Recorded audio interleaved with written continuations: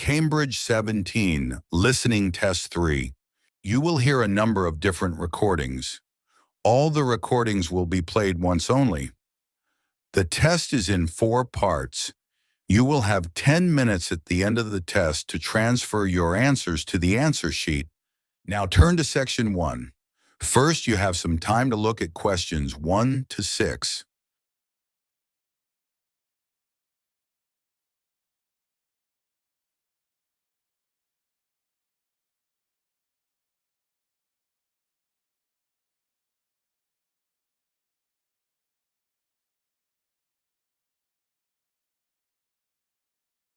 Listen carefully and answer questions 1 to 6. Jack, I'm thinking of taking the kids to the seaside on a surfing holiday this summer, and I wanted to ask your advice, as I know you're such an expert. Well, I don't know about that. But yes, I've done a bit of surfing over the years. I'd thoroughly recommend it. I think it's the kind of holiday all the family can enjoy together. The thing about surfing is that it's great for all ages and all abilities.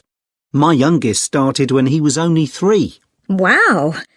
But it's quite physically demanding, isn't it? I've heard you need to be pretty fit. Yes, you'll certainly learn more quickly and won't tire as easily. Well, that should be okay for us. You've been surfing a few times in Ireland, haven't you? Yes, there's some great surfing there, which people don't always realise. And which locations would you recommend? There seem to be quite a few. Yes, there are loads. Last year we went to County Donegal. There are several great places to surf there. What about in County Clare? I read that's also really good for surfing. Yes, it is. I've been there a few times. Most people go to Lahinch. My kids love it there. The waves aren't too challenging and the town is very lively. Are there good hotels there? Yes, some very nice ones.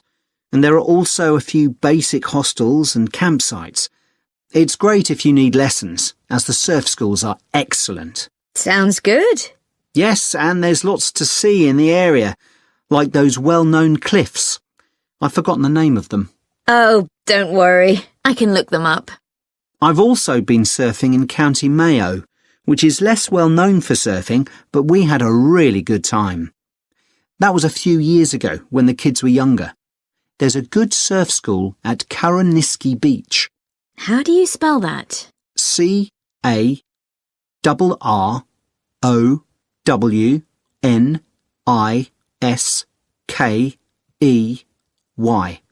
Okay.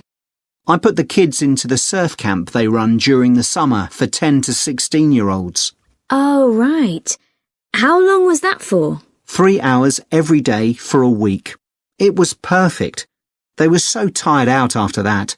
I can imagine. One thing we did while the kids were surfing was to rent some kayaks to have a look around the bay, which is nearby. It's really beautiful. Oh, I'd love to do that. Before you hear the rest of the conversation, you have some time to look at questions 7 to 10.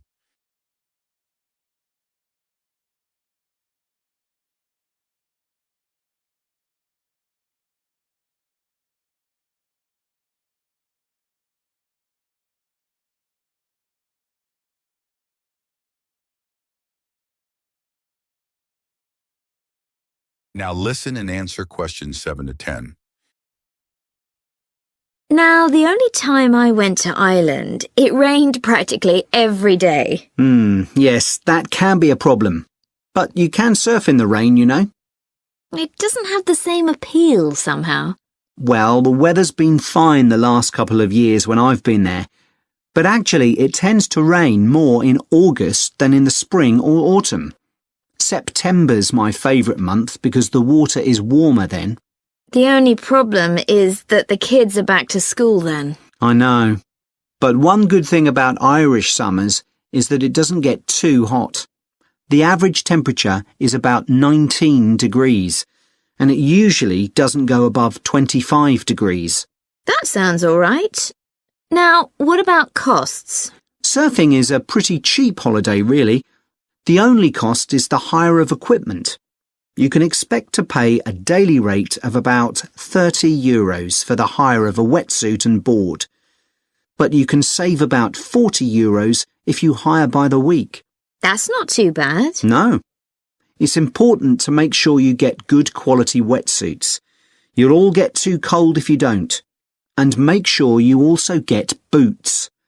They keep your feet warm, and it's easier to surf with them on too.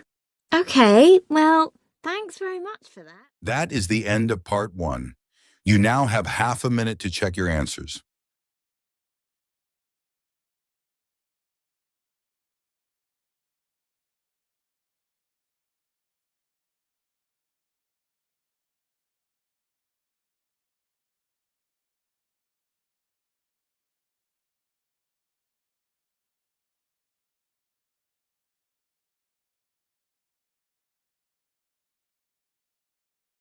Now turn to part 2.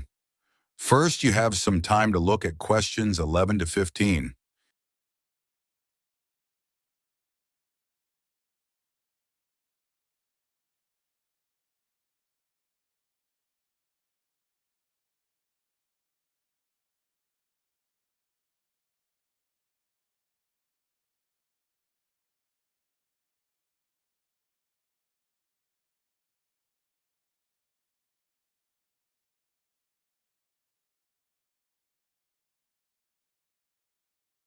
Now listen and answer questions 11 to 15. Good afternoon. My name's Mrs. Carter, and I run the before and after school extended hours childcare service. I hope you've had a chance to have a good look around the school and talk to staff and pupils. I know that many of you are interested in using our childcare service when your child joins the school, and perhaps you already know something about it. But for those that don't, I'll go through the main details now. We offer childcare for children from the ages of 4 to 11, both before and after school. I know that many parents who work find this service invaluable. You can leave your child with us, safe in the knowledge that they will be extremely well cared for. We are insured to provide care for up to 70 children, although we rarely have this many attending at any one session. I think we generally expect around 50 to 60 children for the afternoon sessions, and about half that number for the breakfast sessions. Although we currently do have 70 children registered with us, not all of these attend every day. It's 10 years since we began offering an extended hours service, and we've come a long way during that time. When we first opened, we only had about 20 children attending regularly. We try to keep our costs as low as we can, and we think we provide very good value for money. For the afternoon sessions, which run from 3:30 until 6 p.m, it's £7.20. But if you prefer, you can pay for 1 hour only, which costs £3.50, or 2 hours, which costs £5.70. The cost of the childcare includes food and snacks. They'll be given breakfast in the morning and in the afternoon, a healthy snack as soon as they finish school. At 5 p.m, children are given something more substantial, such as pasta or a casserole.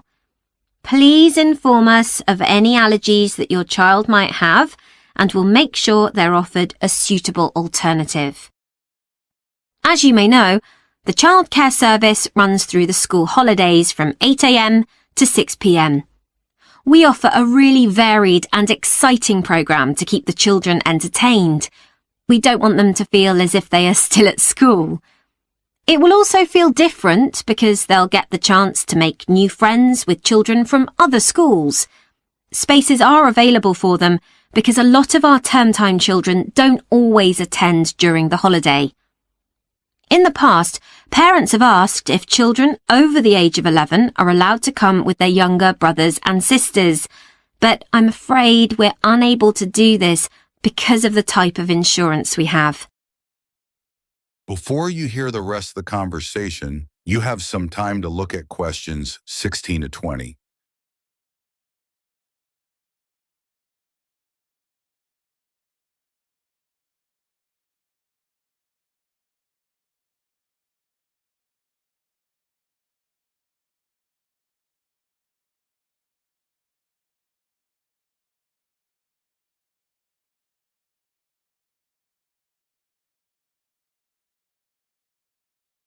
Now listen and answer questions 16 to 20.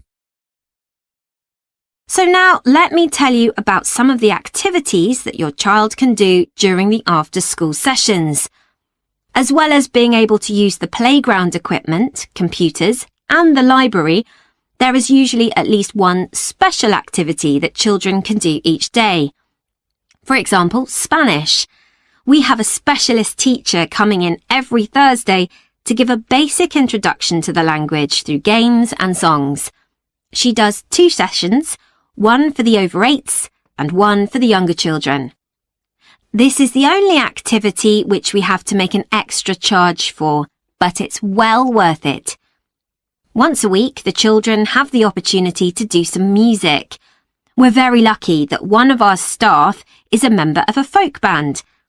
On Mondays, she teaches singing and percussion to groups of children. We do rely on parental support for this, so if any of you sing or play an instrument and would be prepared to help out at these sessions, we'd be delighted.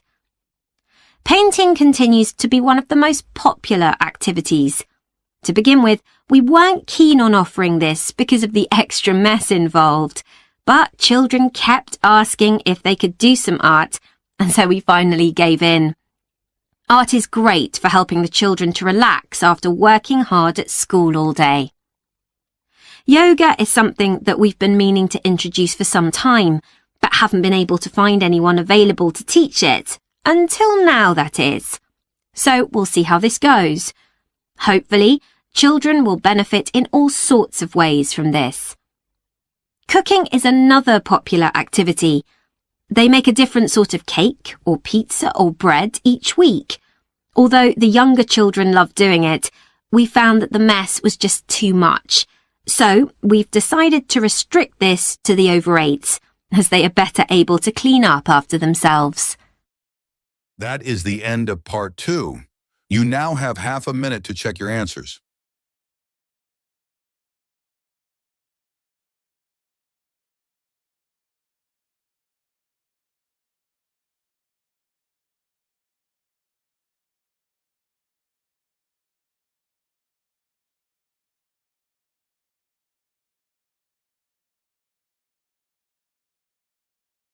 Now turn to part 3. First, you have some time to look at questions 21 to 24.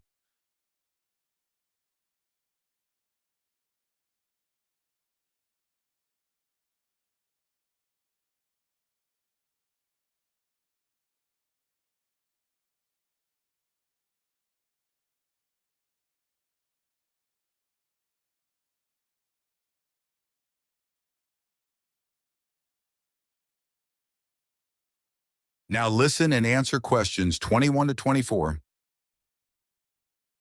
Hello, Dr. Green. I'm here to talk to you about my work placement.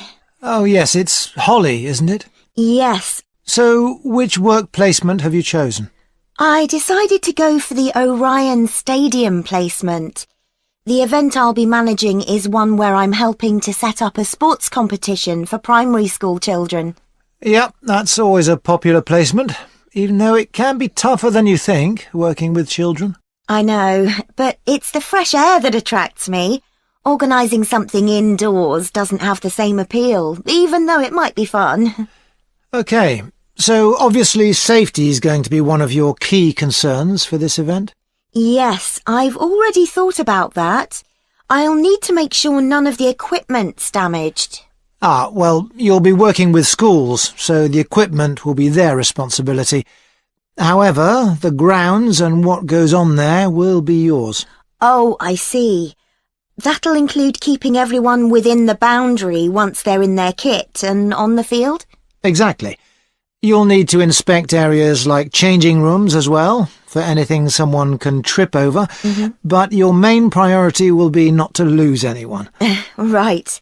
I'll need staff to help with that. And don't forget about the spectators. I was thinking that many of them will be parents who could help run the event. I wouldn't rely on that. They'll be more interested in filming their children than volunteering. I'll need to make sure they don't interfere with events doing that. And that's not always easy. especially when a proud parent's trying to get a snap of their child and you want them to move elsewhere. OK. What about the scheduling? With sporting events, there are all sorts of things that can alter the timetable, like rain, for instance, though so far we've always been lucky with that. Yeah, and I was thinking about what to do if someone got hurt as well. I know that last year that caused a terrible delay. You have to be prepared for such things. Oh, what if a match ends in a draw? Do you let the teams keep going until someone wins? That'll be up to you. And again, you need to plan for it. Right. Before you hear the rest of the conversation, you have some time to look at questions 25 to 30.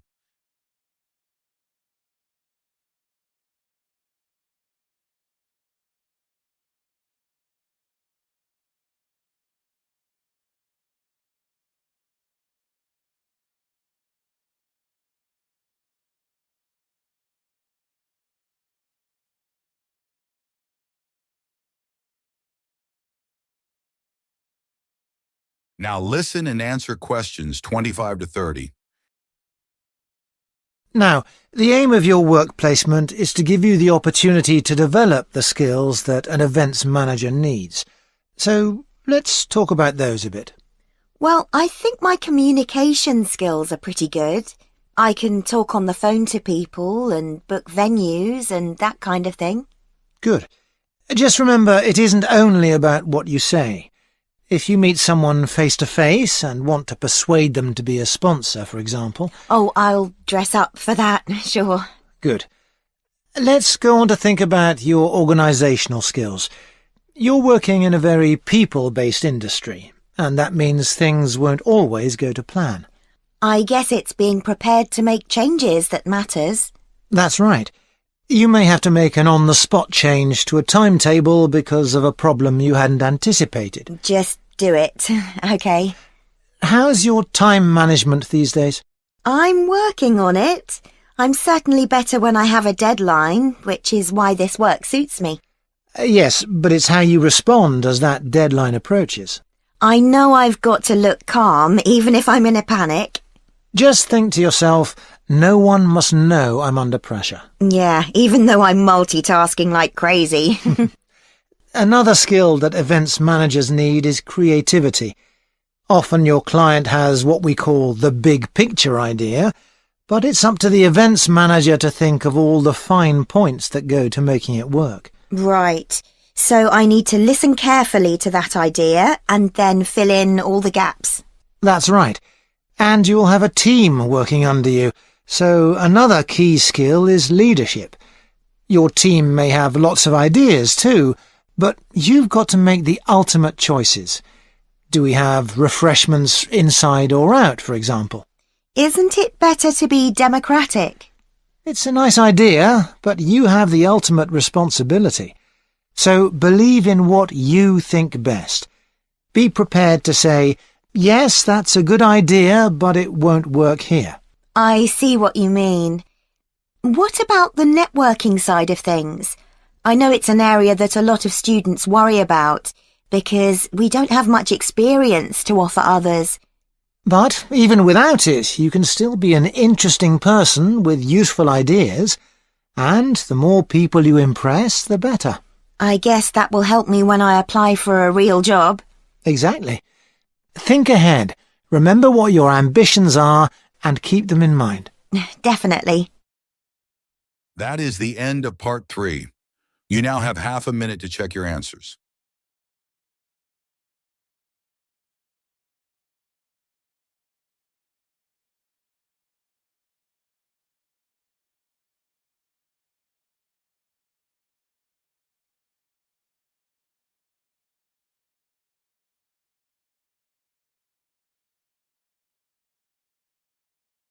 Now turn to part 4.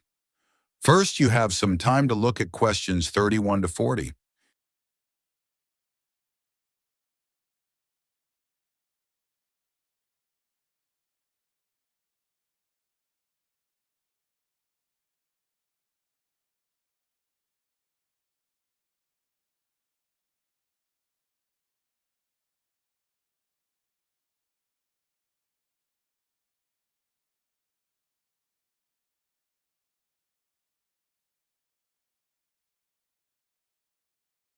Now listen and answer questions 31 to 40.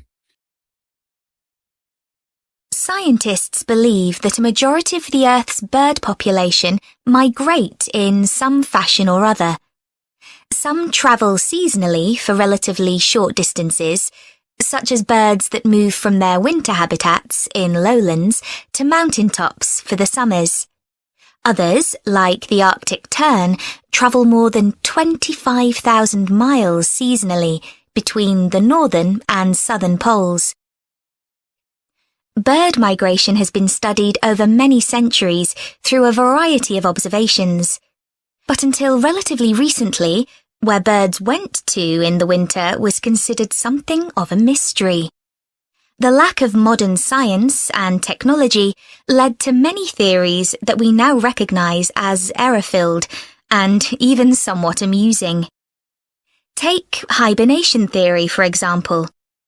2,000 years ago, it was commonly believed that when birds left an area, they went underwater to hibernate in the seas and oceans. Another theory for the regular appearance and disappearance of birds was that they spent winter hidden in mud till the weather changed and food became abundant again. The theory that some birds hibernate persisted until experiments were done on caged birds in the 1940s, which demonstrated that birds have no hibernation instinct. One of the earliest naturalists and philosophers from ancient Greece was Aristotle, who was the first writer to discuss the disappearance and reappearance of some bird species at certain times of year. He developed the theory of transmutation, the seasonal change of one species into another, by observing redstarts and robins. He observed that in the autumn, small birds called redstarts began to lose their feathers, which convinced Aristotle that they changed into robins for the winter, and back into redstarts in the summer.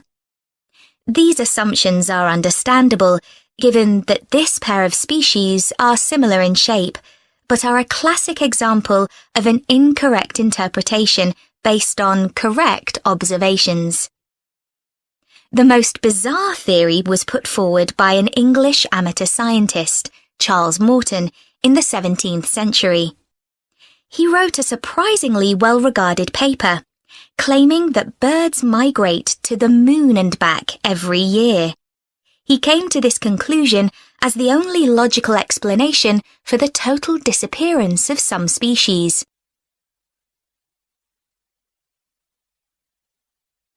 One of the key moments in the development of migration theory came in 1822, when a white stork was shot in Germany. This particular stork made history because of the long spear in its neck, which incredibly had not killed it. Everyone immediately realized this spear was definitely not European. It turned out to be a spear from a tribe in Central Africa. This was a truly defining moment in the history of ornithology, because it was the first evidence that storks spend their winters in sub-Saharan Africa. You can still see the arrow stork in the zoological collection of the University of Rostock in Germany. People gradually became aware that European birds moved south in autumn and north in summer, but didn't know much about it until the practice of catching birds and putting rings on their legs became established. Before this, very little information was available about the actual destinations of particular species and how they travelled there. People speculated that larger birds provided a kind of taxi service for smaller birds by carrying them on their backs. This idea came about because it seemed impossible that small birds, weighing only a few grams, could fly over vast oceans. This idea was supported by observations of bird behaviour, such as the harassment of larger birds by smaller birds. The development of bird ringing by a Danish schoolteacher, Hans Christian Cornelius Mortensen, made many discoveries possible. This is still common practice today and relies upon what is known as recovery. This is when ringed birds are found dead in the place they have migrated to and identified. Huge amounts of data were gathered in the early part of the 20th century, and for the first time in history, people understood where birds actually went to in winter. In 1931, an atlas was published showing where the most common species of European birds migrated to. More recent theories about bird migration vary widely. That is the end of part 4. You now have 10 minutes to transfer your answers to the answer sheet.